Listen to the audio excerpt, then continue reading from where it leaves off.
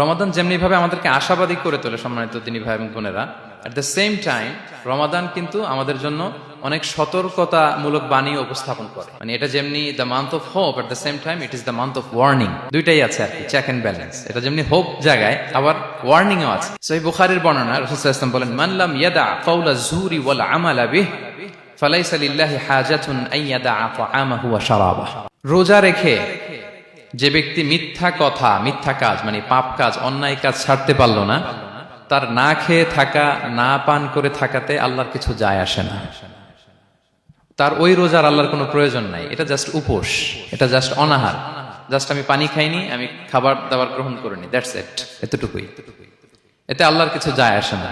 এটার কোনো সিগনিফিকেন্স আল্লাহ তাআলার কাছে নাই যে রোজাও রাখলো আবার মিথ্যাও বলে, রোজাও রাখলো আবার গীবত করতেছে, রোজাও রাখে অন্যের জন্য অকল্যাণ কামনা করে, রোজাও রাখে খারাপ কাজ করতেছে, নিষিদ্ধ কাজগুলো করতেছে। তাহলে এই রোজা রাখা না রাখার সমান, এই রোজায় কোনো ফায়দা নাই।